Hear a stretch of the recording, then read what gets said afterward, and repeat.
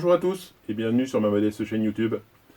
Vous le voyez, je suis en train de restaurer ma Pontiac Firebird, ma réplique de kit, pour ceux qui la connaissent déjà. Il y a ici tout un tas de pièces que j'ai restaurées. Je voulais vous faire le film dans l'autre sens, c'est-à-dire je voulais vous montrer comment on en arrive là, comment on fait pour démonter tout ça. Et puis je suis désolé, j'ai été pris par le travail et je n'ai pas pu vous le faire. Alors, en guise d'excuse, je vais vous faire le contraire. C'est-à-dire que je vais vous montrer ce que j'ai fait sur toutes ces pièces-là, et puis comment on fait pour les réinstaller. Sachant que pour les réinstaller, ça devrait être quand même un petit peu plus facile que pour les démonter. Mais vous prendrez le film à l'envers, et puis vous en apprendrez un petit peu plus pour pouvoir faire ceci chez vous, sur la vôtre, si vous le souhaitez. Pour commencer, sachez que ce travail n'est pas si simple. Il vous faudra soulever le véhicule et décrocher partiellement le pont arrière. Les bras du pont resteront attachés à la caisse, mais il faudra désolidariser la partie supérieure des amortisseurs, ainsi que la dernière fixation de la canalisation de frein. Ça vous permettra de faire descendre le pont suffisamment bas avec l'aide d'un cric. Si vous ne le faites pas, vous n'aurez pas assez de place pour démonter le réservoir d'essence. On en profitera pour faire un bon coup de propre et une inspection contre la rouille. Pour soulever le véhicule, pensez à votre sécurité d'abord, parce que la Firebird pèse quand même 1,6 tonnes. Moi, j'ai utilisé 2 crics hydrauliques ainsi que 2 chandelles réparties de part et d'autre de la voiture. De chaque côté, j'ai positionné une chandelle, ici, au bord du pivot du bras du pont. Le cric me permet de lever progressivement un côté puis l'autre. Lorsque je ne peux pas monter plus haut, je cale le châssis sur la chandelle et je place un parpaing sous le cric pour continuer. N'oubliez pas, c'est la chandelle qui doit supporter le poids du véhicule lorsque vous serez dessous, pas le cric. Le fait de lever beaucoup l'arrière du véhicule, environ 80 cm sous le pare-choc, permet de ne pas être obligé de désolidariser les deux parties du pot d'échappement, pour avoir de la place pour démonter le réservoir. Pas sûr que ce soit faisable, de toute façon. Autre intérêt de démonter le réservoir, c'est d'inspecter ce qu'il y a au-dessus de lui, sous le plancher du coffre, pour vérifier l'état. Sur ma voiture, on voit que c'est très sain, il n'y a que peu de rouille.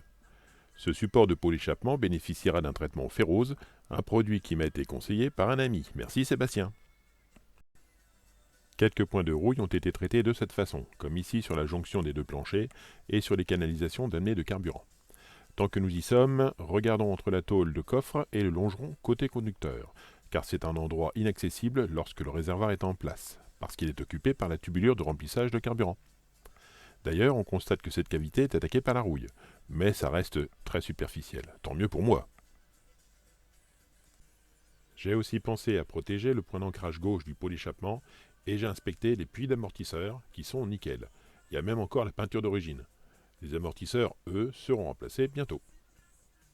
Autre fantaisie, j'ai repeint le fond de coffre en noir, pour le cas où certains voudront le contempler, on ne sait jamais.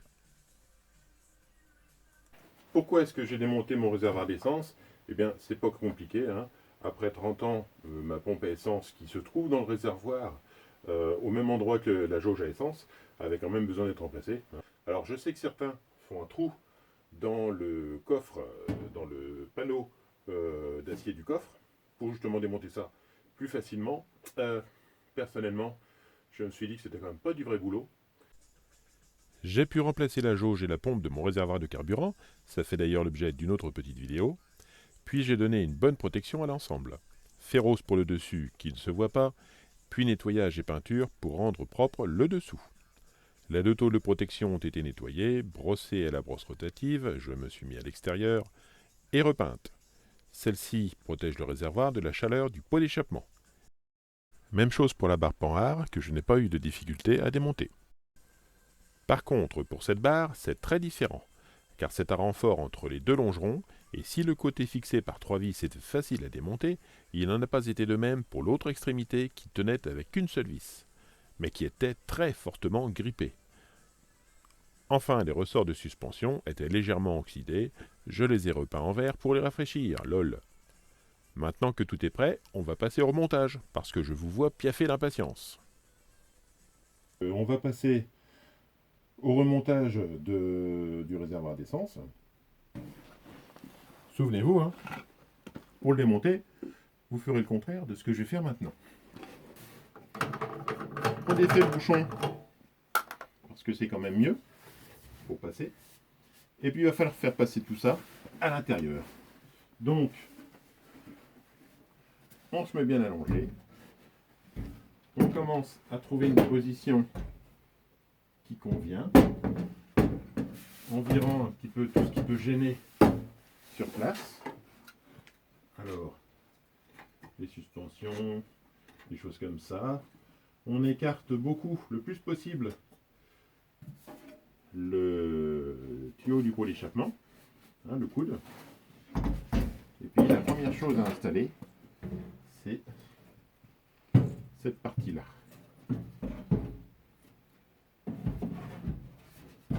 Vous allez voir que c'est un peu le bordel. C'est-à-dire qu'en fait, il faut trouver l'astuce.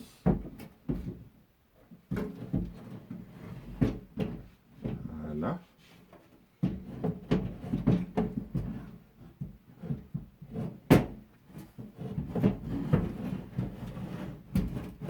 Et en théorie, voilà. En théorie, ça se met presque tout seul. Pour le maintenir en position, on prend une petite cale de bois qu'on a préparée auparavant et on la pose.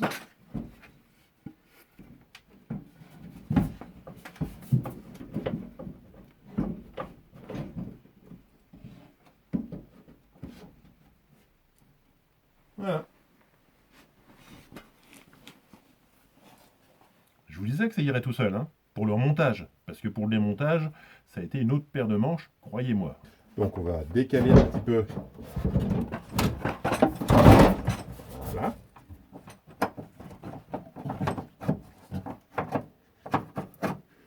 Comme on dit, tout est calculé.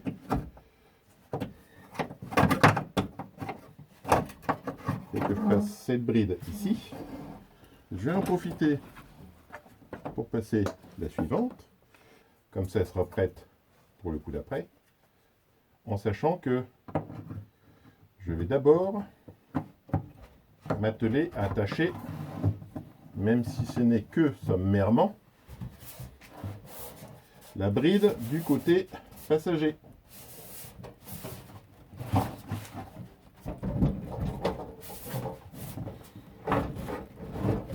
Voilà, vous voyez, il faut bien voir au bout. Et là,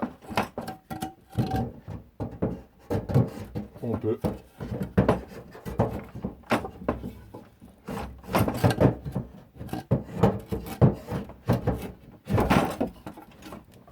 essayer de positionner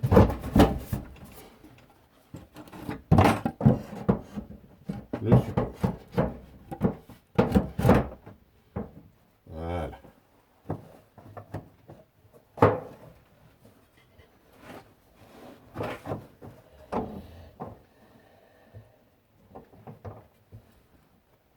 Le plus dur, ça va être de fixer cette bride à l'endroit où c'est censé aller. Comme vous le voyez.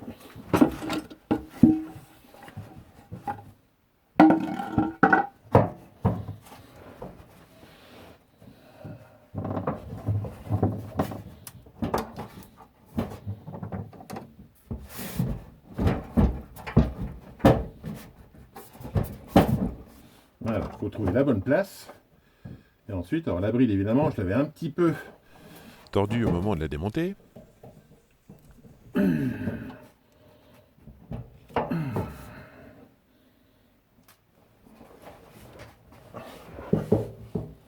Voilà.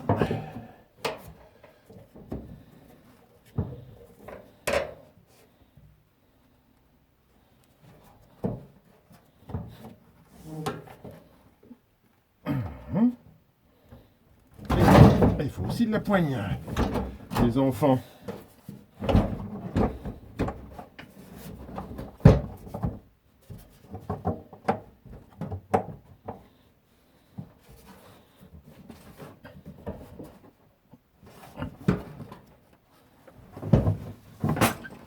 Oh.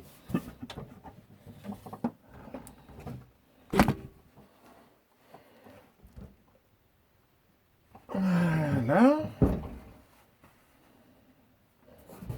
J'ai toujours la vis dans ma main. Il faut que je trouve la position qui va bien. Vous voyez ? queue. Voilà. Voilà. Là, j'ai mon réservoir qui est positionné approximativement ici.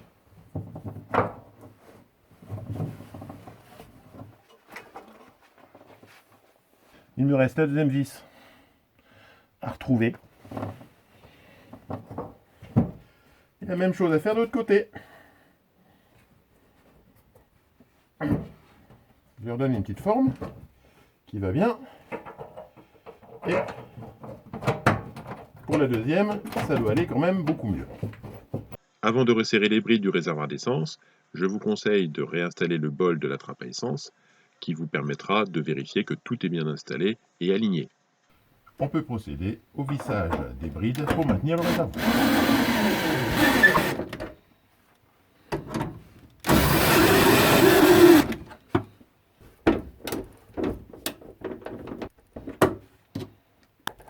Voilà qui est fait. On n'oublie pas de rebrancher le connecteur électrique de la pompe.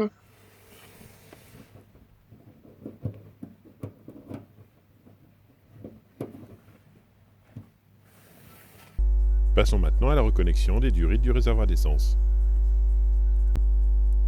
Au moment de démonter le réservoir d'essence, j'avais trouvé utile de démonter cette plaquette qui relie les tubes entre eux. Allons-y, on commence par remonter le tube qui mène jusqu'à la pompe à essence, c'est celui qui s'identifie le plus facilement.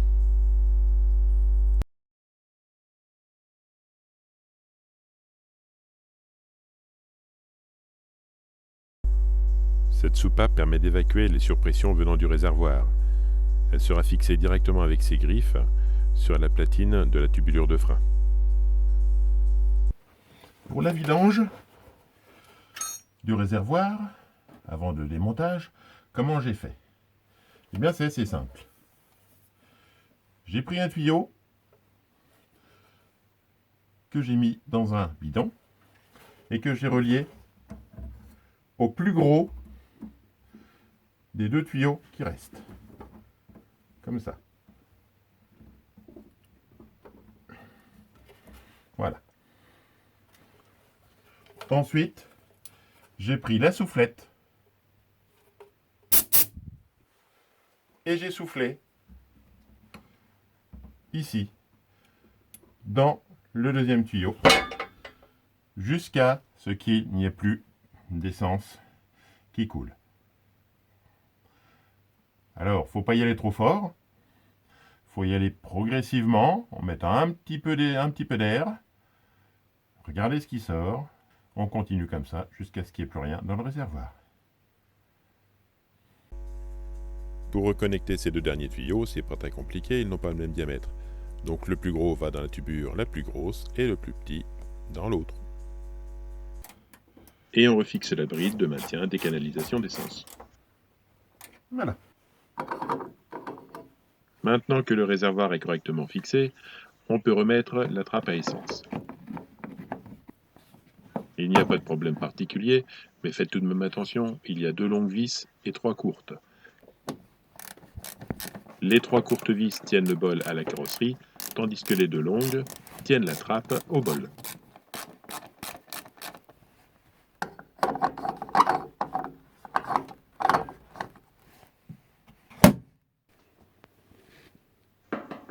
On peut maintenant réinstaller les 2 tôles. Pour l'instant, je ne mets que 4 des 6 vis prévues, puisque 2 autres iront se fixer sur la barre transversale.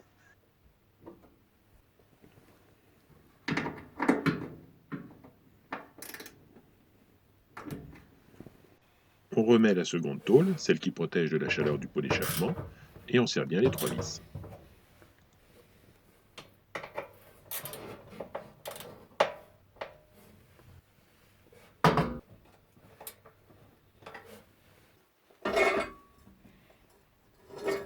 On repose le pot d'échappement à son emplacement d'origine. Le crochet sur la droite se met dans le caoutchouc prévu à cet effet.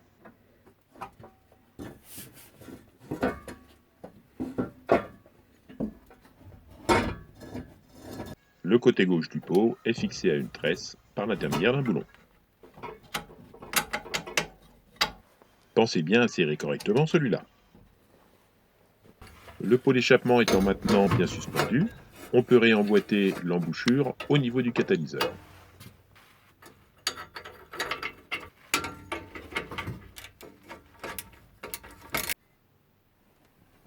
On passe maintenant à la réinstallation de la barre de renfort transversale.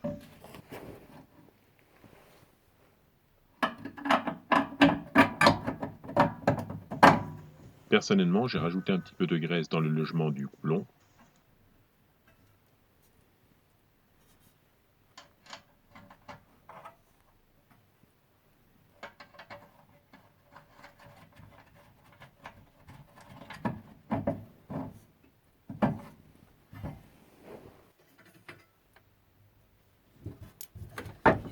L'autre côté est fixé avec 3 vis à l'aide d'une cladouille de 15.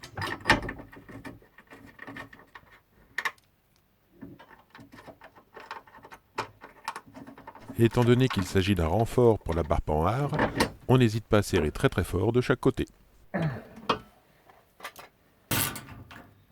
On n'oublie pas de réinstaller les 2 dernières vis de la première tôle. Je reviens au sujet de cette barre de renfort. Au moment du démontage, il se peut que le boulon reliant la barre au châssis du côté droit vous pose quelques problèmes, comme ça a été mon cas. Il m'a été impossible de le dévisser et encore davantage de le sortir de son logement. Étant donné que je n'ai pas de fosse ni de pont pour laisser pendre la barre verticalement et défaire le réservoir, j'ai dû chauffer le boulon dans son logement pendant 5 bonnes minutes avec un chalumeau. Je vous conseille quand même de ventiler juste derrière avec la soufflette pour éviter la chaleur à proximité du réservoir. J'ai ensuite pu dévisser l'écrou, puis déloger la vis, mais avec l'aide de quelques bons coups de marteau.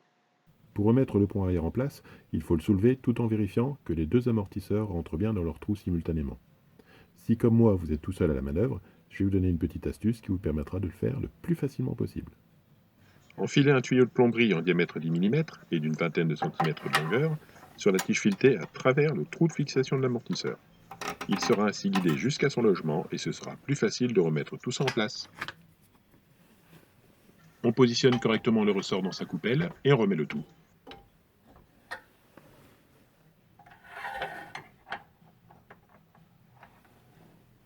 Et on répète l'opération de l'autre côté.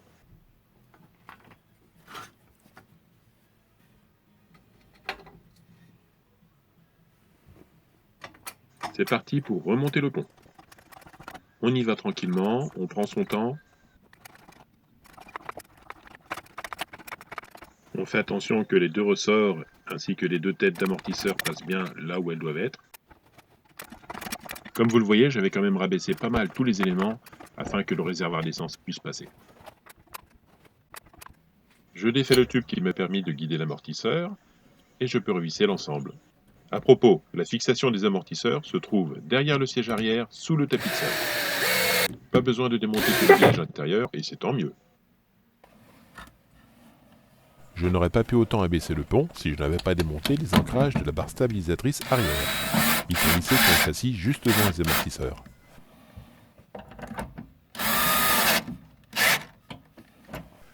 Je remets tout ça en place des 2 côtés et je serre fort.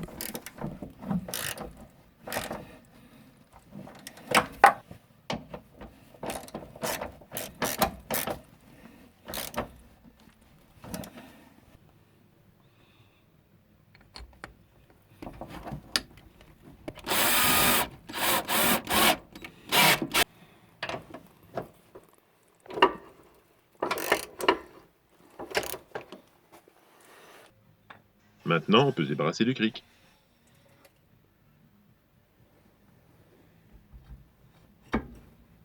Pour la repose de la barre Panhard, il suffit juste de remettre les boulons aux bons endroits et le tour est joué.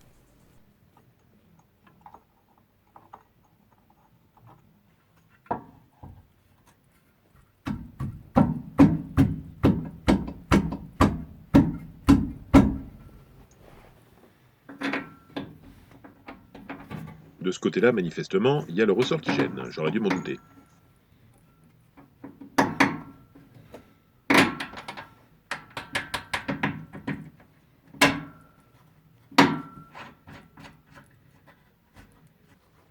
Comme toujours, si on ne veut pas perdre les morceaux en roulant, on serre bien les boulons. Et voilà.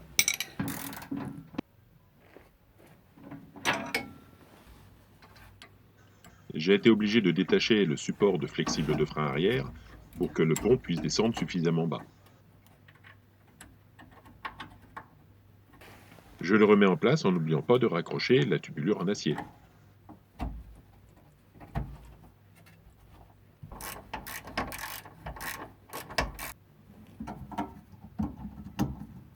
La soupape de ventilation du réservoir s'accroche sur ce support. Puisqu'on vient de remplacer la pompe à essence, il convient de remplacer également le filtre à essence. Donc pour ça, c'est pas compliqué. On passe sous le siège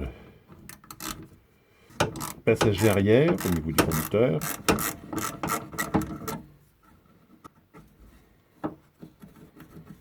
On dévisse.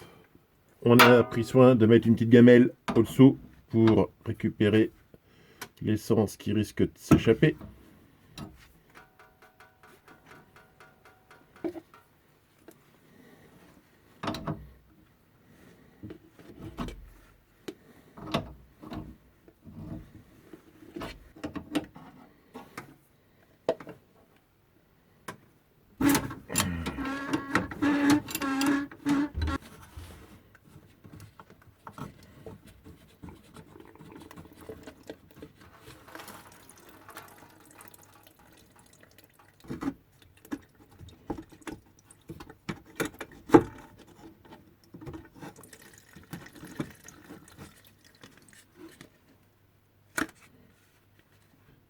Sur le nouveau filtre à essence, on vérifie la petite flèche ici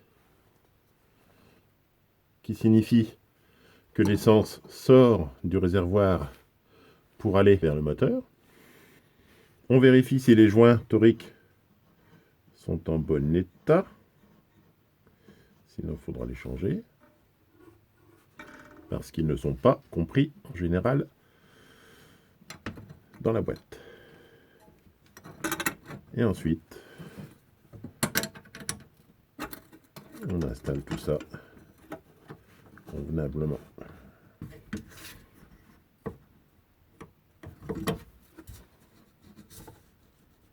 Voilà, c'est fait.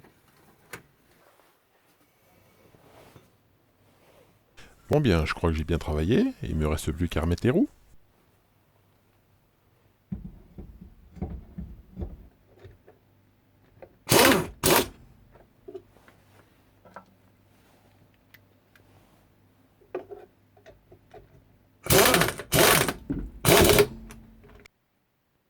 Au moment de remettre le véhicule sur ses roues, on fait très attention avec les crics, qu'il n'y a pas de ripage, ça peut être catastrophique, surtout dans un garage.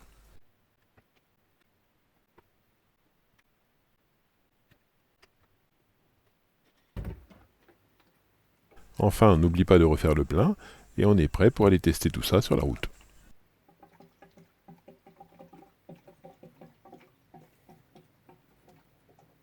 Il est l'heure de dresser un petit bilan de cette intervention. Franchement, c'était pas de la tarte que de faire tout ça, rien que pour remplacer la jauge à essence. Je comprends mieux pourquoi certains ont préféré faire une découpe dans le fond du coffre pour accéder à cette pièce qui est vraiment bien cachée. Je ne suis pas mécontent de l'avoir fait malgré tout par moi-même, car ça aurait coûté une petite fortune chez un garagiste. Le côté positif, c'est que ça m'a permis de faire une bonne inspection du soubassement jusqu'au-dessus du réservoir et de protéger chaque pièce contre la corrosion.